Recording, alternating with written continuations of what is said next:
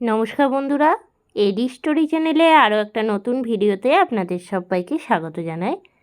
আজ নিয়ে চলে এসেছি একটা হেলদি ব্রেকফাস্ট রেসিপি। আজ তৈরি করেছি সুজির পোলাও। যে কোনো দিন টিফিনে কিন্তু এই রেসিপিটা আপনারা সহজেই তৈরি করে নিতে পারেন, একদম কম সময়ে কম উপকরণ দিয়ে। পুরো ভিডিওটা স্কিপ না করে দেখতে থাকুন, আশা করি ভালো লাগবে। সুজির পোলাও তৈরি করার জন্য আমি এখানে নিয়ে নিয়েছি 1.5 কাপ সুজি। তার সাথে কিছু সবজি কুচিয়ে নিয়েছি গাজর, একদম ঝিরিঝিরি করে কুচিয়েছি। তার সাথে নিয়েছি ক্যাপসিকাম, বিনস আর নিয়েছি ঝালের জন্য কাঁচা লঙ্কা। প্রত্যেকটা সবজি কিন্তু একটু কুচি করে নিতে হবে। এরপর কড়াই চাপিয়ে নিয়েছি আর কড়াইয়ের মধ্যে দিয়ে দিলাম সুজিটা কিন্তু শুকনো কড়াইয়ে গ্যাসের ফ্লেমটা একদম লোতে রেখে হালকা করে ভেজে নিতে হবে। এই রকমভাবে সুজির পোলাওটা করলে একদম ঝরঝরে হবে।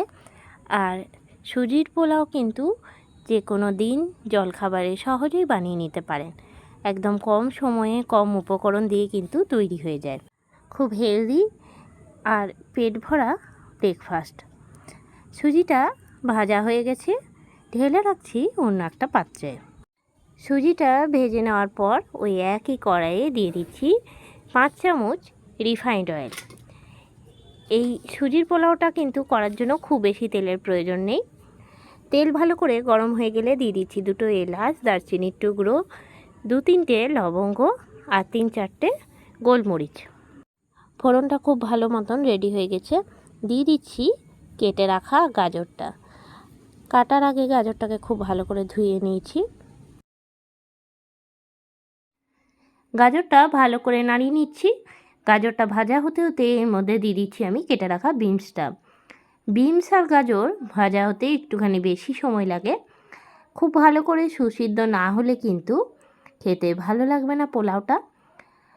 ঢাকা দিয়েও চাইলে আপনারা সেদ্ধটা করে নিতে পারেন। বেশ কিছুক্ষণ ধরে নাড়াচাড়া দিয়ে যখন গাজর আর বিনসটা ভেজে নেওয়া হয়ে গেছে, তারপর আমি দিয়ে দিচ্ছি কেটে রাখা ক্যাপসিকামটা। দিয়ে নিয়ে আবারও ভালো করে নাড়িয়ে নিচ্ছি। ক্যাপসিকাম সেদ্ধ হতে কিন্তু খুব বেশি সময় লাগে না। সবজিগুলো সম্পূর্ণভাবে ভেজে নেওয়া হয়ে গেছে। এরপর দিয়ে দিচ্ছি আমি কিশমিশ এর মধ্যে, আর দিয়ে দিলাম কেটে রাখা কাঁচা পাকা লঙ্কাটা। কিশমিশ আর লঙ্কা দিয়ে ভালো করে নাড়িয়ে নিচ্ছি। আপনারা চাইলে এই পোলাওয়ে কিন্তু বাদাম বা কাজু বাদাম দিতেই পারেন। এরপর আমি দিয়ে দিচ্ছি ভেজে রাখা সুজিটা সবজির সাথে 5 মিনিটের মতন একদম গ্যাসের ফ্লেমটা লোতে রেখে নাড়িয়ে নিচ্ছি। সুজিটা ভাজা হয়ে গেলে দিয়ে দেবো এর মধ্যে জল। আমি এখানে নিয়েছিলাম 1.5 কাপ সুজি, তার ডবল কিন্তু আমি জলটা দেবো। আমি এখানে 3 কাপ দিয়ে দিচ্ছি জলটা আমি হালকা করে গরম করে নিয়েছি। ভালো করে নাড়িয়ে নেব। দিয়ে দেবো আন্দাজ মতন লবণ আর চিনি। লবণটা দিয়ে একটুখানি ভালো করে নাড়িয়ে নিতে হবে চারপাশে। জল দেওয়ার পরে লবণটা দিলে কিন্তু ভালো হয়। গ্যাসের ফ্লেমটা কিন্তু এই সময় একদম লোতে রাখতে হবে। সুজিটা কিন্তু অনেকটা ফুলে উঠবে।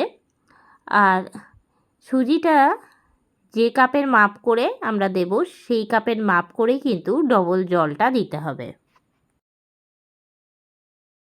নুনটা দিয়ে ভালো করে নাড়াচাড়া দেওয়া হয়ে গেলে দিয়ে দিচ্ছি চিনি। আমি এখানে ছোট চামচের মাপ করে দিলাম 3 চামচ চিনি।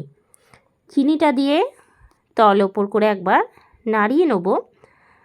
আর সুজিটা কিন্তু এখনও গায়ে গায়ে লেগে আছে, মানে জলা ভাবটা কিন্তু যায়নি। দিয়ে দেবো চাপা ঢাকা। 7 থেকে 8 মিনিটের জন্য ঢাকা দেব। 7 থেকে 8 মিনিট পরে ঢাকনা খুলে নেব আর গ্যাসটাকে বন্ধ করে দেবো। এখন কিন্তু জলটা অনেকটাই টান টান হয়ে গেছে আর সুজিটা কিন্তু ঝরঝরে হয়ে গেছে। এইভাবে কিন্তু সহজেই সুজির পোলাওটা তৈরি করে নেওয়া যায়। যত ঠান্ডা হবে পোলাও কিন্তু ততই ঝরঝরে হবে। 10 থেকে 15 মিনিট পরে পরিবেশন করুন। 10 থেকে 15 মিনিট পরে ঢাকনা খুলে আমি পরিবেশন করছি। আর পোলাওটা কিন্তু একদম ঝরঝরে হয়ে গেছে। কেমন লাগলো রেসিপিটা অবশ্যই জানাবেন। আর আপনারাও কিন্তু এইভাবে একবার বাড়িতে ট্রাই করবেন, আশা করি ভালো লাগবে। কেমন লাগলো আজকের এই রেসিপিটা অবশ্যই আমাকে জানাবেন। রেসিপিটা ভালো লেগে থাকলে লাইক করবেন, শেয়ার করবেন। এই চ্যানেলে নতুন বন্ধু হয়ে থাকলে চ্যানেলটা সাবস্ক্রাইব করার অনুরোধ রইল। আর যারা ফেসবুক পেজ থেকে দেখছেন অবশ্যই পেজটাকে ফলো করে দেবেন। আবারও নতুন কোনো রেসিপি নিয়ে হাজির হব। সঙ্গে থাকুন আর দেখতে থাকুন। সবাই ভালো থাকবেন, সুস্থ থাকবেন। ধন্যবাদ।